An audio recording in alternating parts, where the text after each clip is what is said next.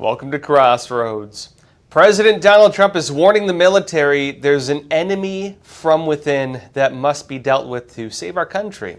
Meanwhile, we're getting more details on how illegal immigrants were able to get commercial driver's licenses, even though they technically cannot, but we're getting them anyway.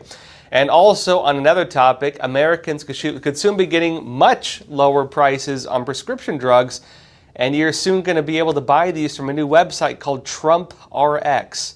It's real. We'll be going into these topics a lot more today, so hit the like button, leave a comment, share this episode before we get started. First off, though, some breaking news. You might have seen it. The United States has now entered a partial government shutdown. Not total, partial. Basically what happened, Congress did not pass its ongoing spending bill. Democrats really blocked it. They accuse each other back and forth. The main arguments from Republicans is Democrats wanted things like free health care for illegal immigrants. Democrats said they want health care for everybody, including illegal immigrants. It's not just that. There's also other things. They wanted a lot more spending in other regards. As of now, the U.S. government, the federal government, is partially shut down. They go back to like essential services. And President Donald Trump is planning to use this. He's actually planning to leverage this for mass firings. They're calling it reduction in workforce, reduction in force operations. Trump has directed OPM, the Office of Personnel Management, to begin looking into, let's say, the necessity of many people within the federal government. On the other side of the aisle, Democrats are noting this may be a legal gray area for Trump. Well, they're saying it's illegal. They're actually preparing lawsuits to try to stop Trump from doing this during the shutdown, which they voted for, frankly. And it's going to be very interesting because there are bills that limit the ability of the President of the United States to take actions during a shutdown, including actually on executive orders. Trump does have some limitations on passing executive orders while there's a shutdown in place. And so it is going to be his focus, challenge or not, accusations or not, to try to reduce the size of government. Some are saying that if Trump can keep it shut down for roughly a month, they might be able to fire over 700,000 U.S. federal government employees. Will they do that? We don't know. But there are a lot of reports coming out saying basically that Trump is on the verge of carrying out the largest mass firing of federal government employees ever in history. Reduction in force operations. Now, another big topic, though, President Donald Trump recently spoke with the military, and the military, well, they've been facing a lot of reforms. Donald Trump told a gathering of top officers at a speech at the Department of War yesterday that there is an enemy within the United States, and he says it's, quote, no different than a foreign enemy, but more difficult in many ways because they don't wear uniforms, and that this threat must be dealt with before the problem gets too large. Watch this. We've brought back the fundamental principle that defending the homeland is the military's first and most important priority. That's what it is. Only in recent decades did politicians somehow come to believe that our job is to police the far reaches of Kenya and Somalia, while America is under invasion from within. We're under invasion from within. No different than a foreign enemy, but more difficult in many ways because they don't wear uniforms. At least when they're wearing a uniform, you can take them out. These people don't have uniforms. But we are under invasion from within. We're stopping it very quickly. After spending trillions of dollars defending the borders of foreign countries, with your help, we're defending the borders of our country from now on. Now, Trump also told the military leaders that if they don't like it, well, they're free to leave, basically. And also, Defense Secretary Pete Hegseth also came out, or Secretary of War Pete Hegseth, came out and also told all these top officers they're going to start having to reach yearly physical tests. They need to become fit, they have to be war-fighting capable, and that's the new culture of the military. Now, on the point of what's happening in the United States, though, Donald Trump talked about inner cities, and he said a big part of the domestic war now is going to be there. Watch this. And by the way, the police also, fire department, I always put the fire department in because they're great. They're great. And I got 95% of their vote, too. That helps. When you get 95% of their vote, you always have to mention them. But they're great. And they're brave in our inner cities, which we're going to be talking about, because it's a big part of war now. It's a big part of war. But the firemen go up on ladders, and you have people shooting at them while they're up on ladders. I don't even know if anybody heard that. And I said, don't talk about it much, but I think you have to. Our firemen are incredible. They're up on one of these ladders that goes way up to the sky, rescuing people, and you have animals shooting at them, shooting bullets at firemen that are way up in death territory. You fall off that ladder, it's over. It's over. Now, back on the point of the so-called enemy from within, President Trump actually talked more during that speech. He noted a large part of this threat seems to be the challenge of mass illegal immigration. That is a big part of it, but it's not limited to that. Another part has been on the civil unrest and other problems with extremism. Watch this. But it seems that the ones that are run by the radical left Democrats, what they've done to San Francisco, Chicago, New York, Los Angeles, they're very unsafe places. And we're going to straighten them out one by one. And this is going to be a major part for some of the people in this room. That's a war, too. It's a war from within. Controlling the physical territory of our border is essential to national security. We can't let these people in. You know, we had no people enter in the last 4 months. Zero. Even I can't believe that. You know, we had millions coming in, pouring in. 25 million all told. And of those 25 million, many of them should never be in our country.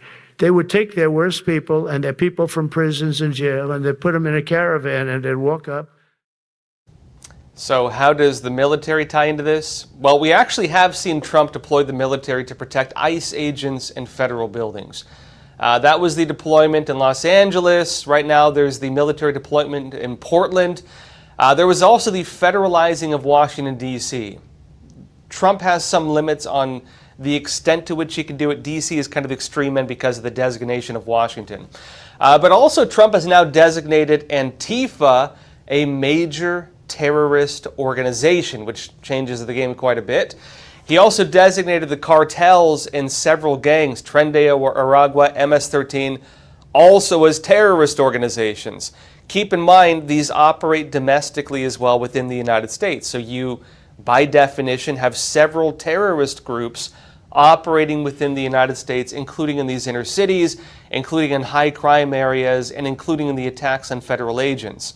Trump has also now signed an order to root out the problem of far-left extremism and civil unrest all across the country, even going after groups that fund them, even going after the NGOs, even going after the entire nexus of individuals, organizations, basically set up as the running shop to keep protests and so on the United States streets going. But in terms of Trump's statements, this isn't the first time actually we've heard him use language like this. Donald Trump actually was discussing these exact same things when he was on the campaign trail. This is during an interview back in October 2024 with Fox News Sunday Morning Futures. Watch this. I think the bigger problem is the enemy from within, not even the people that have come in and destroying our country. By the way, totally destroying our country. The towns, the villages, they're being inundated. But I don't think they're the problem in terms of election day. I think the bigger problem are the people from within. We have some very bad people. We have some sick people, radical left lunatics. And I think they're and it should be very easily handled by, if necessary, by National Guard, or if really necessary, by the military, because they can't let that happen. Doesn't end there either. PBS noted at the time that Trump was using this term back in 2024. This is them, October 2024. They say Trump has repeatedly invoked the phrase, quote, enemy from within in recent speeches. Again, the exact phrase he's using right now, he was using on the campaign trail. It says on Saturday, 2024, he used it to refer to Representative Adam Schiff, Democrat of California, a prominent Trump critic who oversaw the congressional investigation that led to Trump's first impeachment. They say Schiff is now running for the Senate. Notably on that point, Trump seems to be going after Adam Schiff now as well. He's at least made public statements on that. He has now indicted, at least the administration has indicted James Comey, former FBI director. They're talking about going after a lot of other people. But it adds here, 2024, the former president and his advisors are developing plans to shift the military's priorities and resources, even at a time, they say, when wars are raging in Europe and the Middle East. They say Trump's top priority in his platform, known as his Agenda 47, is to implement hardline measures at the U.S.-Mexico border by moving thousands of troops currently stationed overseas to that border, which he's currently doing, by the way. They say he's also pledging to declare war on cartels and deploy the Navy in a blockade that would board and inspect ships for fentanyl, which they're also doing as we speak. And they say Trump also said he will use the National Guard and possibly the military as part of the operation to deport millions of immigrants, they mean illegal aliens, who do not have permanent legal status, which he has not yet fully done. Which does raise some questions over the fact that, well, he's done everything else that he said he was going to do. Is he going to actually use the military for deportation operations? They are, to an extent, military planes, military bases are being used for it. The issue of using military officers or troops to go around going door to door trying to deport people, we haven't seen anything like that yet. The most they're doing right now is protecting ICE agents. Doesn't end there. A lot of other stuff going on. We're also getting more details on how was it that illegal immigrants have been able to get commercial driver's licenses in the United States. They can't technically do it, but they've been able to somehow. We have more information on this. I'll be talking more about it after we come back from a quick break. All right, just to pause here for a super quick moment. You are, of course, watching Crossroads with Joshua Philipp. I'm just here to share a message about American Hartford Gold, my own personal gold and silver bullion dealer. Now, obviously, the recent tariffs have made the markets super turbulent and volatile. With every new piece of tariff news, the markets seem to either crash up or crash down. And of course, it's worth mentioning that these conditions don't only affect Wall Street. They affect all of us through our investments and our retirement accounts. That's why I'd like to introduce you to a company that I trust and I myself use to secure my own savings, American Hartford Gold. They specialize in helping Americans move our assets into something tangible, into something you can actually hold, which is physical gold and physical silver, two precious metals that act as a hedge against all those decisions being made in Washington, D.C. They have an A+ rating with the Better Business Bureau. They have thousands of 5-star reviews, and they make the whole buying process super simple. Your metals can be shipped directly to your door, or you can transfer your current retirement account to a tax-advantaged gold IRA. And the best part is that right now, American Hartford Gold is offering an exclusive offer. When you call them today and you mention the name Joshua, you could receive up to $15,000 in free silver with your initial investment. Take advantage of their special offer. You can either just call them at 877-260-2764 or text Joshua to 65532. All their information will also be down in the description box below. And now, back to Crossroads. Welcome back. We're getting more details on how illegal immigrants have been able to get commercial driver's licenses in the United States.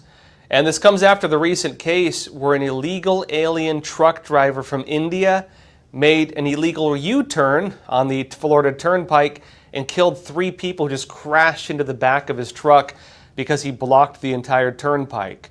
Now, investigations were launched. We're now getting details on a scam that has been used by illegals to get CDLs, commercial driver's licenses. Red State says this. It says, on Friday, Secretary of Transportation Sean Duffy announced the results of a nationwide audit, because they wanted to find out how is this happening, of the trucking industry by the Federal Motor Carrier Safety Administration, the FMCSA. It says the audit focused on the agency's issuance of commercial driver's licenses, these CDLs. How are they getting them? Because as many governors noted, they cannot legally get them. Somebody gave it to them. Who was it? They say these allow truck drivers to travel America's roadways. And it says the results of this audit will definitely make you think the next time you enter the on-ramp of the interstate. Because it says Sean Duffy also stated that the Transportation Department would be announcing, quote, emergency action to greatly restrict eligibility for commercial learners permits, CLPs, and CDLs. The audit showed, it says, that in some cases, states issued CDLs that did not expire for months and even years beyond the driver's lawful presence in the country, meaning they come here to visit, They give them a CDL that expires several years after their visit ends. They say an obvious incentive for that illegal immigrant to stay in the country. They say in other cases, states failed to verify the driver's immigration status entirely. Some states would argue that they're not legally allowed to ask people's migration status. Are you an American citizen? Well, you can't legally ask me in some states. And so they've been giving them to basically everybody passing their test, whatever that may be. It notes that making a dangerous situation even worse, the audit uncovered numerous procedural errors, computer programming defects, and in general, a considerable lack of oversight, leading to problems like you have with this illegal alien from India who could not even recognize basic road signs and could barely speak English, or almost not at all. You're having a problem where they can't even pass like basic, very basic driving tests. Like literally, they cannot even recognize most road signs. It says the audit also showed that the state that is the most egregious offender when it comes to issuing illegal immigrant CDLs is, shock, California. More than 25% of non-domiciled CDLs were issued in California alone. It notes that in one outrageous case, California issued a CDL to a Brazilian citizen who drove both a passenger and a school bus. That CDL was valid for months after his legal presence in the U.S. had expired. And it says Duffy is now bringing the hammer down on California, which is required to immediately pause any issuing of non-domiciled CDLs, identify all unexpired non-domiciled CDLs that are not in compliance with FMCSA regulations, and revoke the reissue those non-compliant, non-domiciled CDLs if they comply with new federal requirements. Meaning, they can't give out any more like this. They need to find out which ones they have given out and canceled them. And we're going to be getting answers on who was illegally driving trucks in the United States.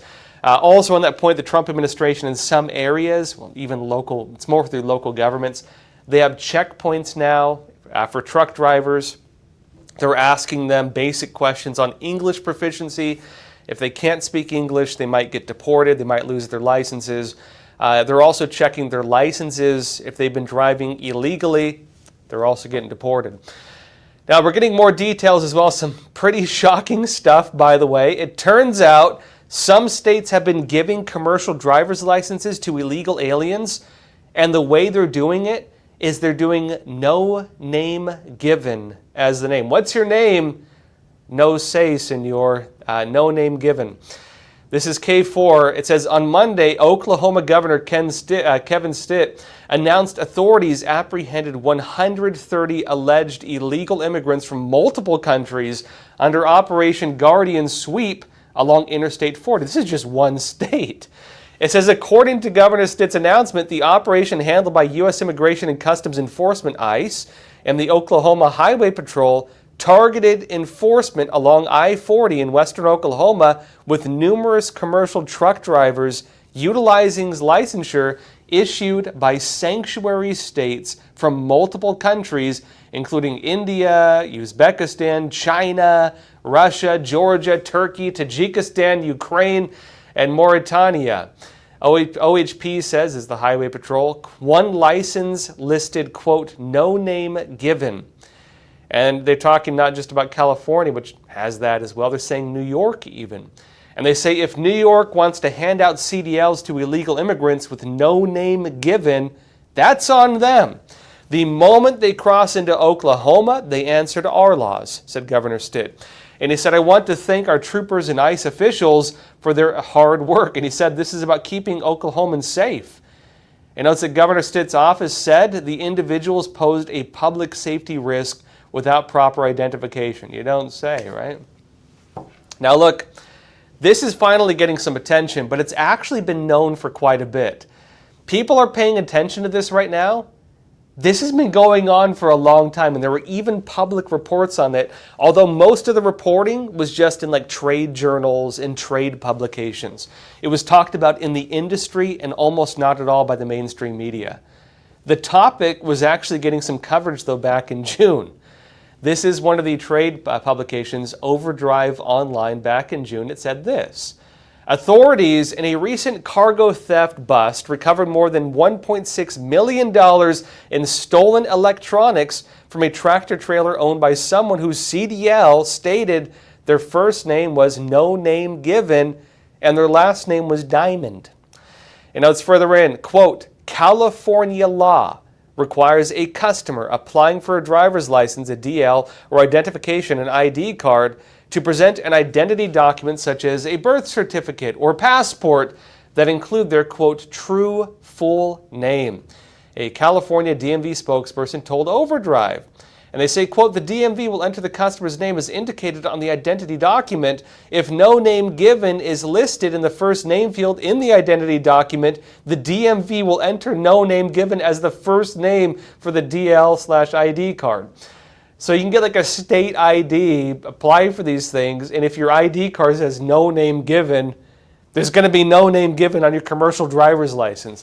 They say this policy is the same for all types of DLs and IDs issued by the DMV.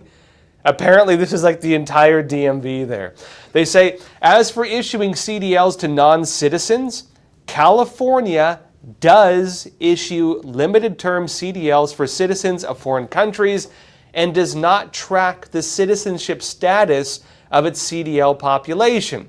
The California DMV previously told Overdrive. In other words, they're not allowed to ask, are you an illegal alien? Can you legally get this? Well, we're not legally allowed to ask if you're doing this illegally. How does that work? Further in, they say this.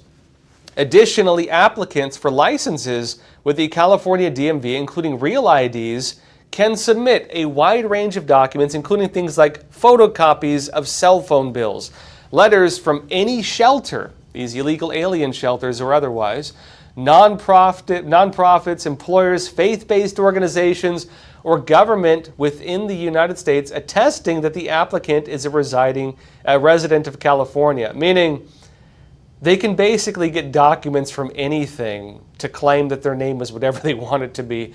And even if no name is given, then that's taken as valid somehow. It says a September 20, and how do you have an ID that doesn't identify you? Isn't the purpose of an ID to identify you? If the ID does not identify you, then what's the purpose of an ID? It says this, a September 2022 bill signed into law by California Governor Gavin Newsom also hopes to expand ID access to all, including undocumented immigrants, meaning illegal aliens, and those who can't or won't prove legal status by 2027. So if you're an illegal alien, if you just choose to not say whether you're here legally, you've basically been protected since 2022 in California.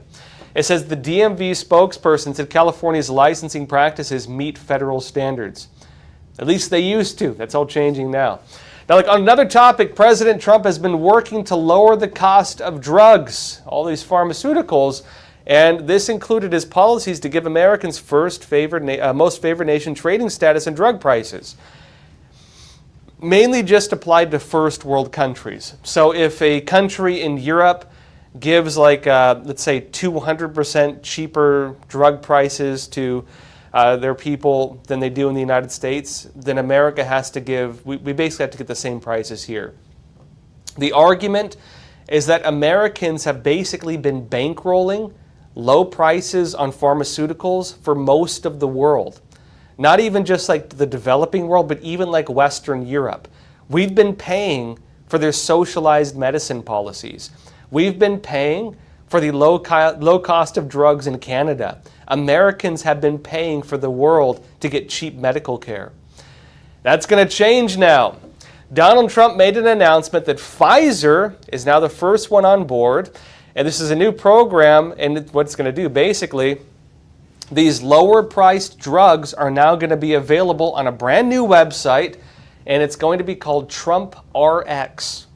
Epoch Times said this, President Donald Trump on September 30th announced a deal with Pfizer that features the pharmaceutical manufacturer agreeing to offer some of its drugs to consumers at reduced prices. Importantly, it's not everything. This is the start of it. We'll see if other ones get on board. But they say this, quote, this will save American taxpayers and consumers hundreds of millions of dollars a year, Trump said at the White House in Washington. And they had, quote, "Today is about another promise made by President Trump and another promise kept by President Trump," Health Secretary Robert F. Kennedy Jr. added later on. And it said drug makers have for years charged Americans more than people in other countries. Trump, in an executive order in May, directed manufacturers to sell drugs to Americans at the lower price found in other developed nations.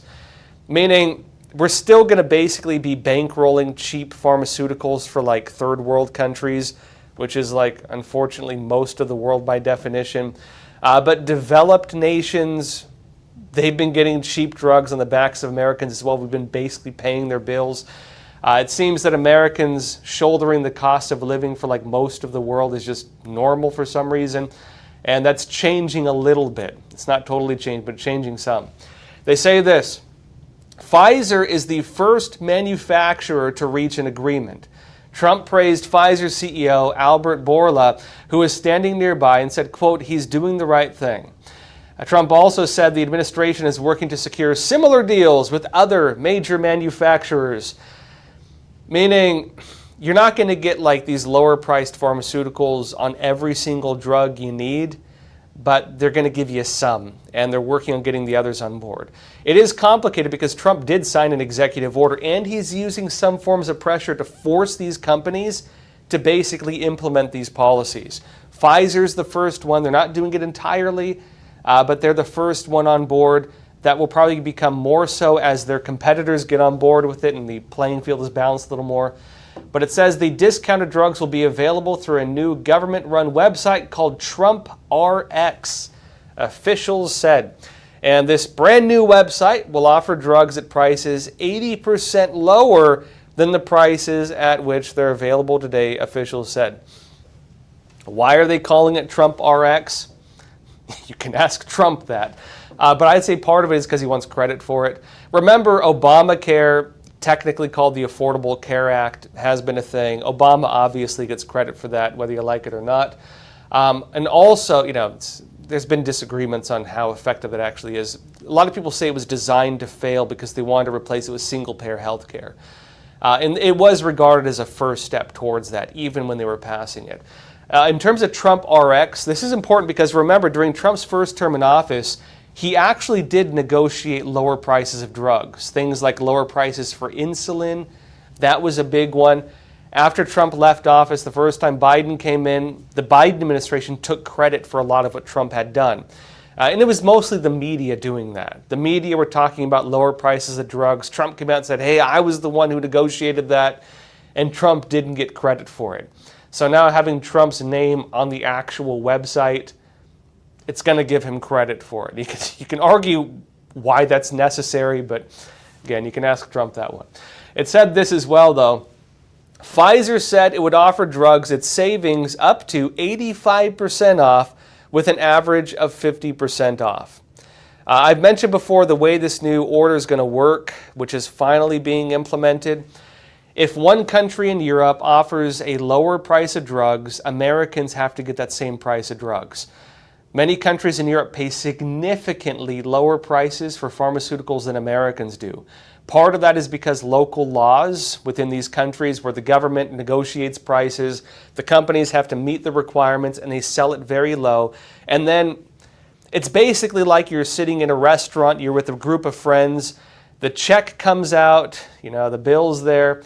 Everyone throws in $5 and you throw in $90 because you're picking up the slack. That's what America's been doing with these countries on the prices of drugs. The drugs cost a certain amount, at least, you can argue with the companies themselves on whether that's actually necessary. Research and development, other things, a lot on marketing. Americans pay the bulk of it. Other countries pick up like the pennies, basically. The way this is going to happen now is it's going to balance out. And so it's not going to be like we pay the lowest price of drugs in all of Europe. It's going to be more like the price of drugs go up in Europe and we'll be paying the lowest price that they pay. The third world is still going to be paying like dirt cheap prices. We're still subsidizing them technically. But this will mean the price is going to go like this. We're going to pay a bit less, but not as little as these countries are currently paying. They're going to have to pay a bit more. And that's probably going to be the way it works. We'll see if this lasts beyond the Trump administration. It is called Trump RX.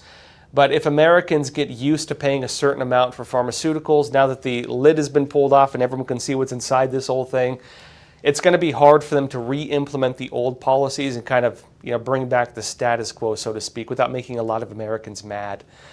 But we'll see how it goes. That said, questions, comments, anything you want to talk about, leave it in the chat. Let's jump into some questions. First question here is from TMA. You're saying, next we'll have Trump Care. Trump RX is just the beginning. It might be the case. We have Obamacare. What would Trump Care look like? It's complicated. So a lot of Republicans don't believe the government should be involved in health care in general on the extreme end. Some of them, I don't think they're talking about getting rid of Medicare, Medicaid. They are talking about getting rid of the fraud on it, which would actually give more money to people on Medicare or Medicaid.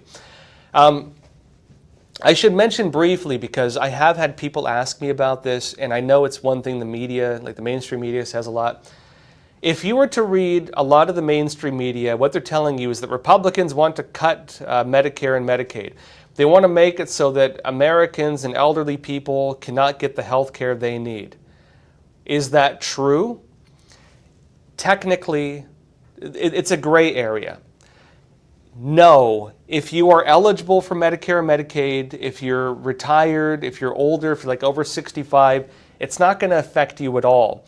If you've been scamming the system, if you're an illegal alien, if you're able-bodied, if you're fully capable of working and you've just been getting it, it is going to affect you. That's the technicality here. Also, if you're a foreign scammer, and there are a lot of people making phone calls, scamming things, making fake IDs, registering things, taking money. Apparently, according to Elon Musk, they just found massive amounts of foreign fraud stealing money from Medicare and Medicaid. That's going to get rooted out also. And what they're saying basically is that there's more than enough money for people who actually need it. And what's going to happen when they get rid of the fraud, they get rid of the illegal aliens who've been receiving this illegally, they get rid of people who've been scamming the system. There are some people who are able-bodied who are going to be pretty impacted by this, who they might be in a gray area of whether they need it or not. There are some who need it, some who don't. You are going to have to work a part-time job to keep some of those benefits. They're saying that basically the pool is so large of money in the system that the people who are eligible are likely to get more money.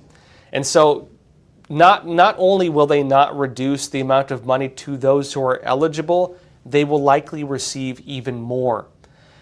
And so the gray area here is that people who actually need it will get more. The people who've been scamming the system and don't need it will get kicked off.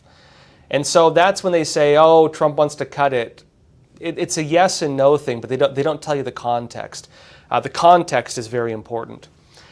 Back to TMA's point, I know you're joking, talking about Trump Care. I actually do think it would be possible if Trump maybe gets rid of Obamacare, which he's wanted to do for a long time, and maybe puts in place something more like what was there before, which is private industries. I could actually see the Trump family doing some type of Trump Care program. I mean, they're kind of doing everything else right now. They have Trump RX now. But I do think if they did that, it would work as a private insurer. And who knows if they do that or not. I could actually see it, but we'll see. Science Chick 72, you're saying government getting involved in health insurance is never a good idea, no matter which side is in control. It's one of those things that sounds great on paper, but terrible in practice. And here's why. The age-old problem of state interventionism. The old problem of state interventionism tends to ruin industries. And the problem is this. When government gets involved in price negotiations, when they get involved in mandating the availability of one thing and the restricting of another, with some exceptions, when they get involved in increasing production of one thing or another, you have several problems that come about. One side is the disturbances to the free market in terms of what it does to inform providers. Ludwig von Mises was one of the big people who noted a lot of this. I'll say he's probably my favorite economist, Ludwig von Mises. He talked about the problem of the voice of the economy, the voice of the market, right? And basically the way it works is this. Businesses know what to put on their shelves based on what is scarce, and they know what is not demanded by the public based on what is in abundance, right? So if something is scarce, there's a shortage somewhere. If something is scarce, something is wrong. If something is scarce, people really want it, and you should try to get more of it. If something is abundant, people probably don't want it as much. The price goes down, and that's the way it works. You're probably overproducing something, and so producers will lower the supply of something in order to not lose revenue. A farmer might plant more of one crop and less of the other based on supply and demand. A market might raise the price of something if it's scarce and lower the price of something if it's abundant because of supply and demand. And the problem you have is when government intervenes in that, or again, they call it state interventionism, it ruins, it basically disables the voice of the market. And so if they mandate the production of one thing and restrict the production of another, or just mandate mass production of one item, what happens is you have an artificial surplus of one item. What happens then is the artificial surplus is protected against the voice of the market. It's there whether you want it or not. It's there whether it sells or not. It's there whether they sell it or throw it in the trash. It doesn't matter if they sell it or not. That then has a ripple effect through the rest of the market. Because what happens is, if it's subsidized, everybody else has to compete with the low price that is getting. Basically, farmers are going to plant more of that one product. Stores are going to stock more of it if they get paid, whether they sell it or not. And they might neglect other things, meaning you're going to have shortages of other products. It also makes it so that it's almost impossible in some instances, if it's an industry that gets the subsidy, it becomes impossible for smaller businesses to compete with that industry. So you have essentially the formation of a monopoly. This is how you have massive monopolies come about that just crush all their competitors. This is how you end up with stores that just have tons of one thing, throwing it away, and there's a scarcity of the things that people actually want. This is how you end up with scarcity and waste. And it's also how you end up in some cases with even things like famines and stuff, to the extreme extent that you've seen under communist regimes. In the United States, you do have this in some instances. Some have noted, for example, that things like high fructose corn syrup would not be financially viable as a sweetener were it not for the subsidies of the corn industry. Cane sugar would probably be cheaper than high fructose corn syrup. A lot of corn byproducts are only sustainable financially because of subsidies. Some farmers neglect the planting of the many other crops we could enjoy because, again, they want to plant the things that get subsidized. And that creates an overabundance of some things, which then get put into everything as a byproduct, to the neglect of things that might be better for us, or that maybe healthier, or so on. That's just one small example. If you do that to every industry across the board, you create bigger problems. Same thing with medicine. What do we see with Obamacare? Obamacare comes out, offers free health care to all like the lower income people, massively raises the price for middle income and high income people. A lot of people who were paying like a couple $100 a year for Medicaid, for like, let's say, Blue Cross Blue Shield, you were paying a couple $100 a year before for even a family of 4. It used to be cheap.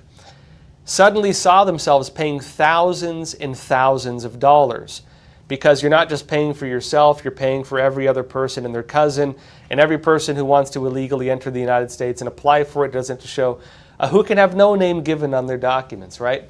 You're suddenly paying for everybody and their third cousin, right? And so you're shouldering the cost of all these people.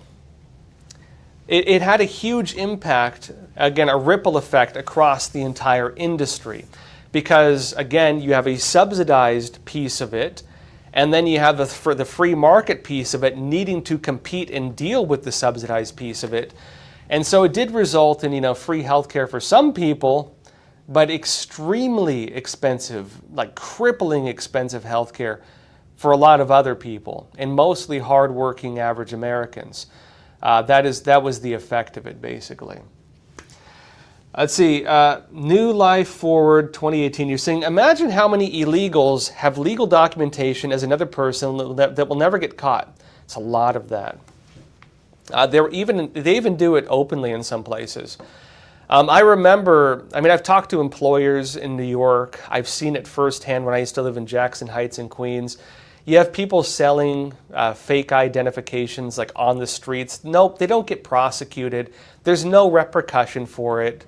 It's a crime that is allowed to take place.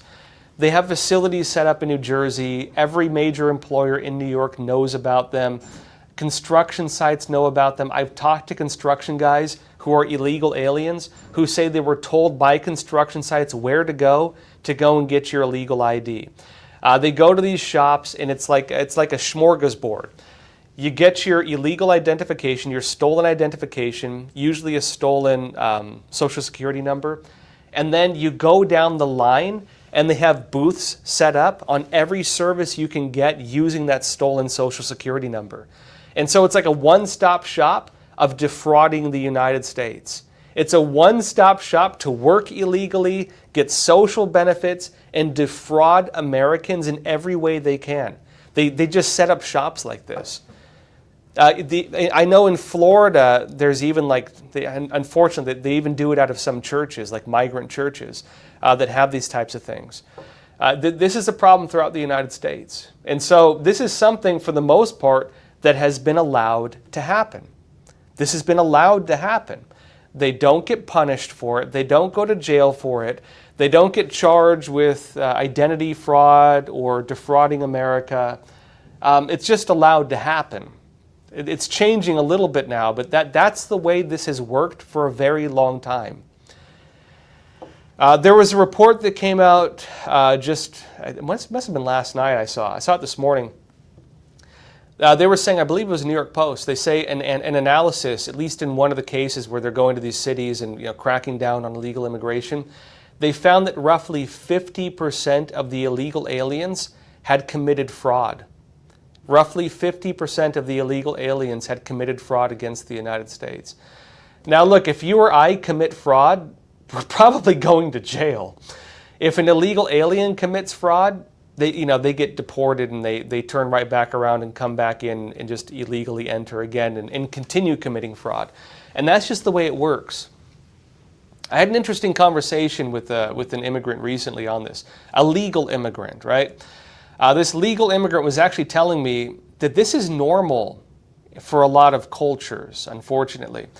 This guy came from the Middle East. He was talking about the culture there. He had worked in Mexico. He had worked in China. And he was saying that, Americans are known to be very honest. We're by our culture, very honest people. In America, we tolerate a lot of failure. In America, you can start a business, you can go bankrupt, you can start another business, you can keep trying, and you can succeed. In a lot of other countries, they're not forgiving like that. You fail once, you're done, out, don't try again.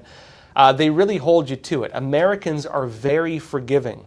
But one of the things Americans will not forgive you for is lying.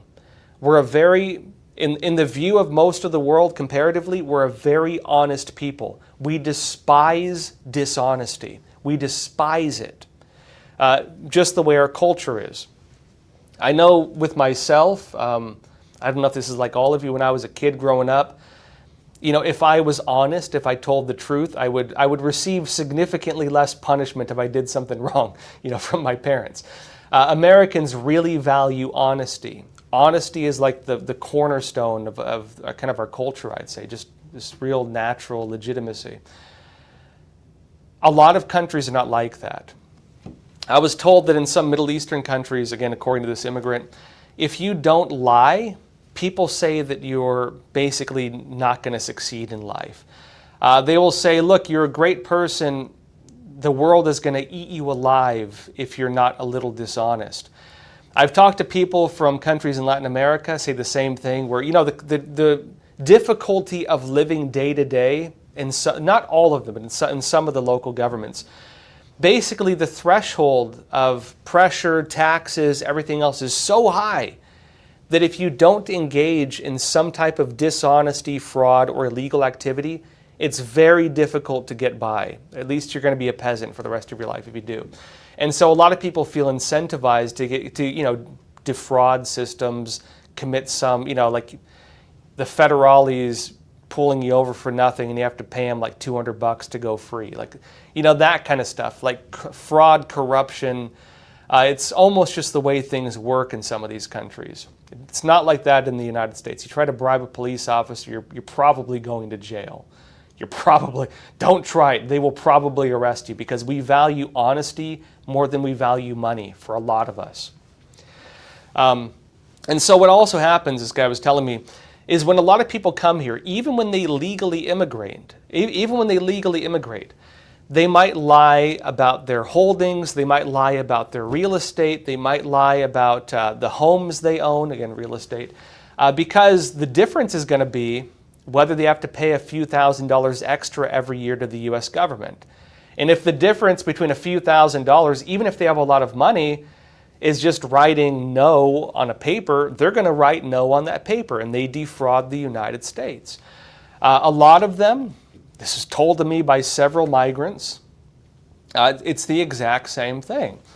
If, for example, they come here and they have to, they get a piece of paper asking about their income, asking about their foreign businesses, asking about other things like that because they want to decide if you're low income or not, even if they have a lot of money, they're going to try to get low-income housing. They're going to try to get low-income benefits because they're like, look, if the difference between this and that, and there's no punishment for it, is checking this box and not that box on this form, I'm going to do what benefits me, and they do it.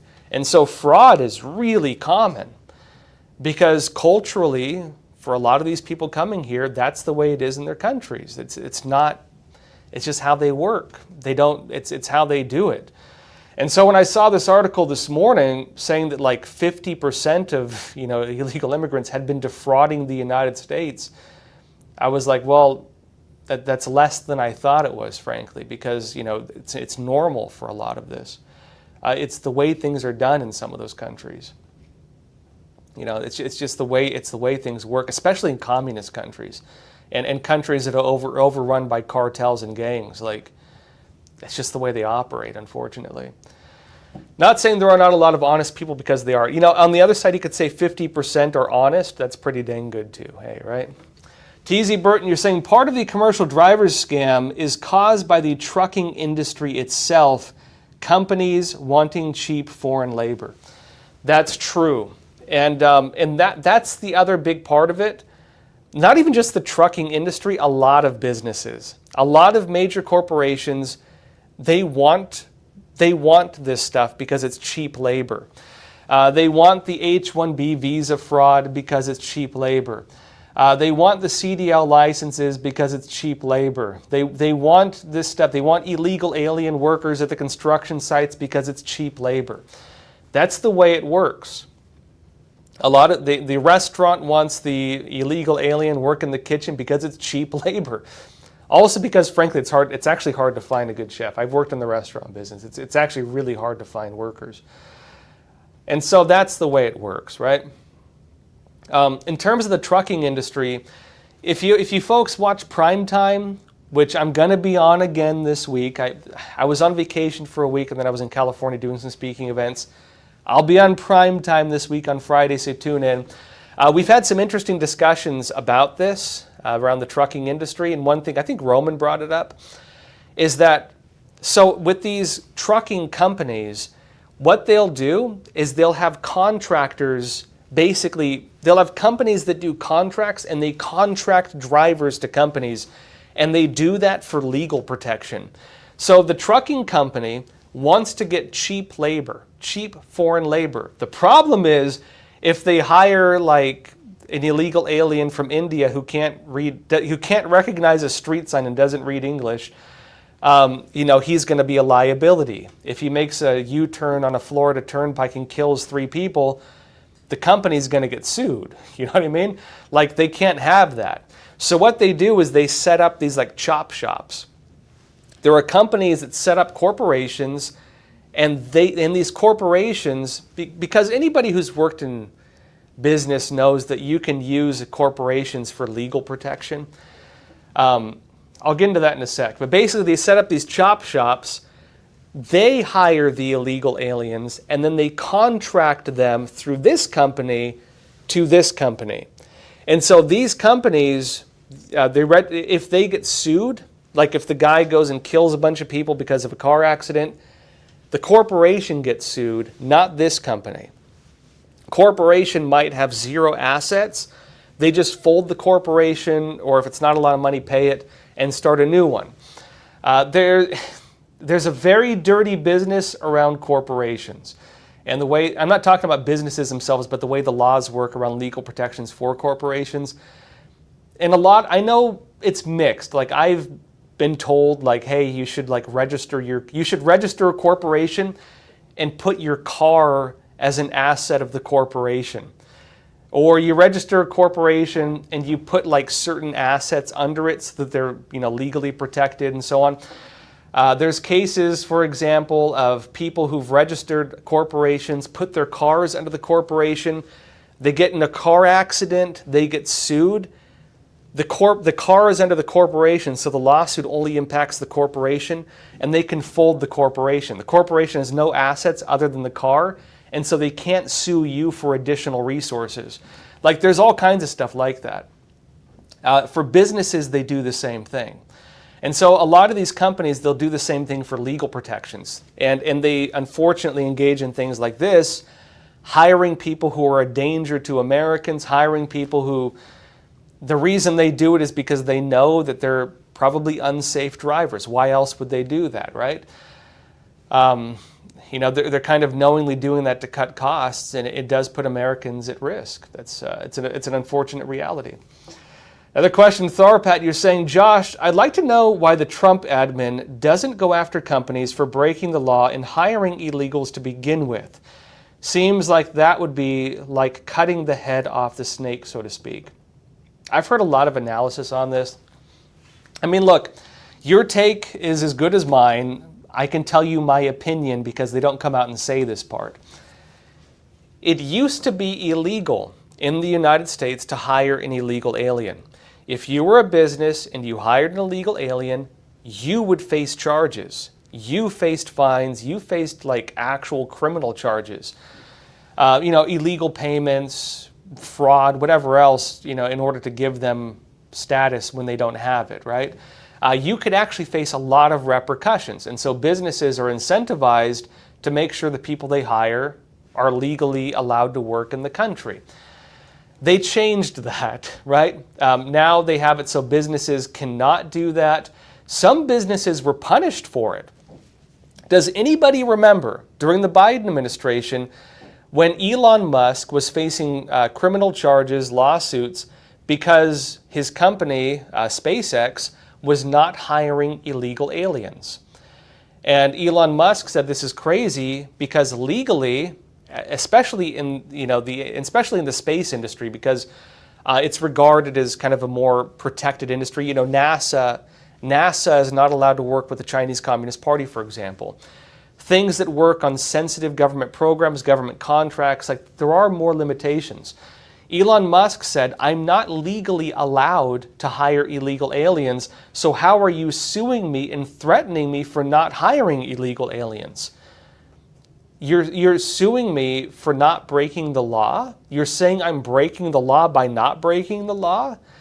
And that was his argument, right? That was his argument. And Elon Musk has been very defensive, by the way, of H-1B visas. He very much believes in from what I understand, based on his statements, I think he very much believes in legal, normal, and even very abundant legal immigration, right? He's an immigrant himself from South Africa, right? That was a big argument. The big problem we have, though, with companies hiring illegal aliens is there are a lot of people who want it, okay? And, okay, look, go back to the late 90s and watch public statements from Democrats. They were very against illegal immigration. Bill Clinton, the policies of Bill Clinton against illegal immigration If Donald Trump were to give the same speech, it would seem normal, because that was the policies of the Democrats in the late 90s. The Republicans were more like defensive, ironically, a little more defensive of illegal immigration, because it was workers, it was business. Remember, prior to Trump, the Republican Party was more like the business party. Under George Bush was more like the war party. And that's kind of what they were for a long time.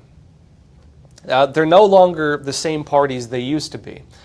The Democrats are the ones talking about, the super criminals. Hillary Clinton gave a very famous speech about it, depending on how you view it. The super criminals, saying basically a small number of people are committing the overwhelming majority of crimes, and the Democrats are the ones wanting to crack down on that. Democrats were the 3 strikes law. Remember Bill Clinton? Democrats were the ones saying we need to get these criminals off our streets. Democrats were the anti-illegal immigration party, because they used to be more pro-union. Unions used to be against illegal immigration. They used to be like that, right? Kamala Harris was the one behind a lot of President Biden, when he was, before he was president. He was the guy pushing for the really tough on drug crimes. They were the ones putting people with marijuana possession in prison, right? That was their party. The things they had then are the things that Trump represents now. And look, Trump used to be a registered Democrat. Trump used to be a Democrat. You could argue that his policies are just the Democrat policies from the 90s on a lot of fronts. The parties have changed a lot, okay? Some people argue, now the Democrats they do seem to want more illegal immigration. They want migrants, right? A lot of that flipped during the Obama administration because they found that, a huge portion of Latinos voted for Obama. Some of his main advisors came out, gave speeches talking about how basically if they could bring in mass migration, give them social policies, and then register that, then give them citizenship or give them voting rights, that Republicans would never win another election. After that analysis came out, the Democrats went from being very anti-illegal immigration to very, very pro-illegal immigration. And Republicans flipped, also saying, look, you guys are trying to basically overturn the voice of the American people by flooding us with people from other countries. And the other problem is, even if you don't, the argument was, right, even if you don't give them citizenship, in 18 years, if they have a kid, that kid's going to vote, and he might vote in the favor of his family if the policies reflect the interest of the family and illegal immigration. And 18 years down the road, you're going to have basically a one-party system that can never be overturned because of the way that they've changed the way the voting works, right? Especially when they can redo voting maps based on race, which is being heard now by the Supreme Court. So, they jimmied the system around illegal immigration. So they're more for it now. Republicans are more against it. But there are still some Republicans who defend illegal immigration, especially in certain industries, farming, restaurants. Even Trump has kind of flip-flopped on that. There are some industries that they say would die without illegal immigration.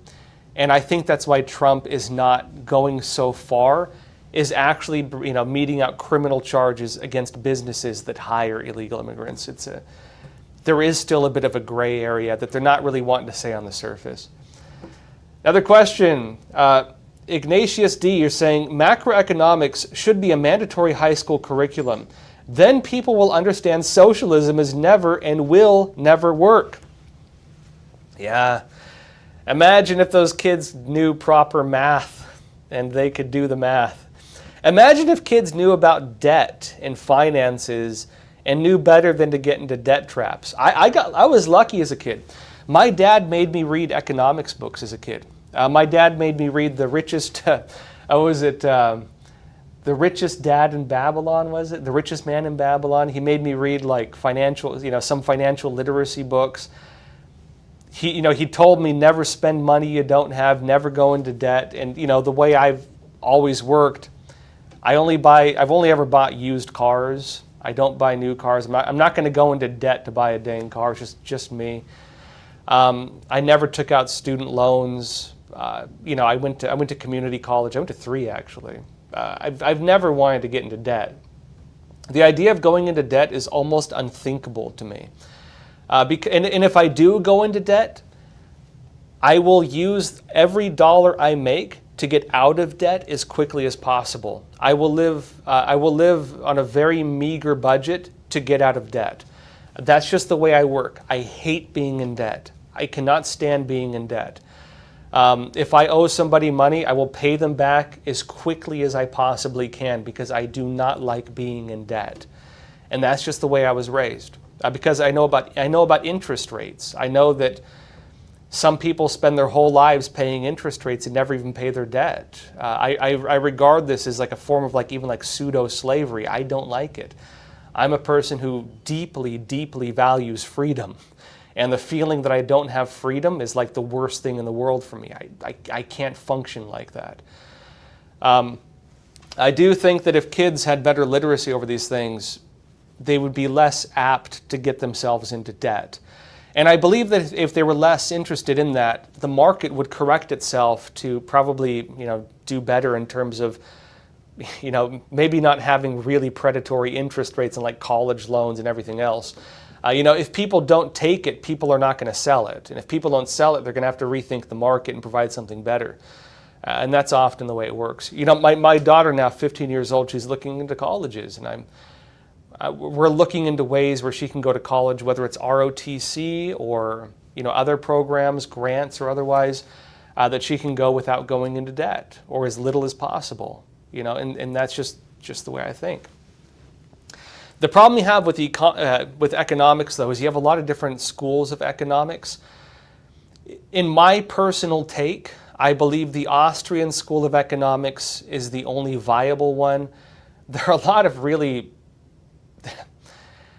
I'm just going to say it. There are a lot of really stupid economic systems that if you break them down, they don't make sense.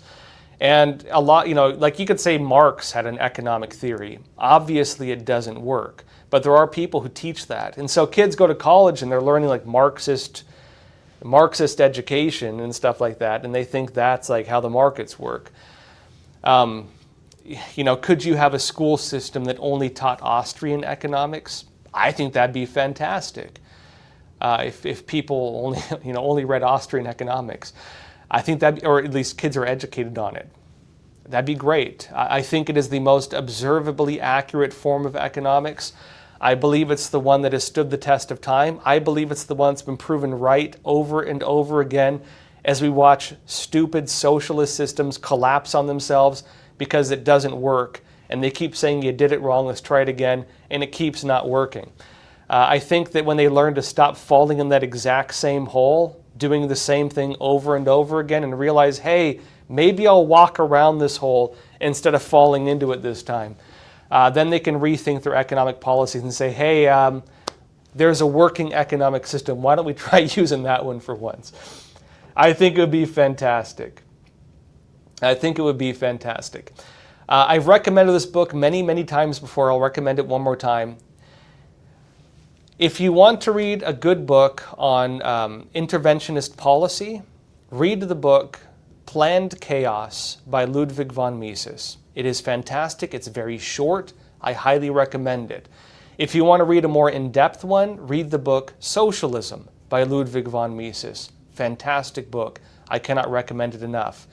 If you're the parent of a child, buy them the Tuttle Twins books or watch the cartoons with them. They're very good. They have Tuttle Twins versions, kids versions of The Law by Ludwig von Mises, I can't remember the name of it. Frederick Bastiat. They have a kids version of The Law. They have a kids version of The Creature from Jekyll Island. They have a kids version of Atlas Shrugged, taught through children's books. And they're very entertaining. They're very well done. They're drawn. My daughter loved these books when she was younger, and she has a very good understanding of savings and a very good idea of debt and a very clear understanding of the way that markets work. And she's like a little kid. Again, if you want to buy a gift for your, I don't get advertisements from them. I'm saying this legitimately. If you want to get a gift for your kids, get them the Tuttle Twins books or read them with your kids. because those will teach your kids basic economics. Or watch the cartoons. They're actually really entertaining. I think even adults would enjoy them. All right, that said, again, I'm not getting paid by this. I just enjoy these things. That said, let me know what you think in the chat. Do you think that proper economics classes could actually save our country? Do you think if kids knew how economics work and debt traps worked and how debt slavery works and how interest rates work, they might make better choices in their life, including politically? What do you think the effect of that would be, and how could we achieve it? You tell me. Write it in the chat. Tell me about it. That said, join me again tomorrow, 10:30 a.m. Eastern Time. In the meantime, please don't forget to like and share this video. It does really help us. If you want to get more great episodes like this, don't forget to subscribe. You can subscribe on YouTube. If you want to support this show, subscribe on Epoch TV. This show is made possible because of our subscribers. So thank you so much for being here. Join me again tomorrow, 10:30 a.m. Eastern Time. And as always, please take care of yourselves, stay informed, and stay free. Thank you.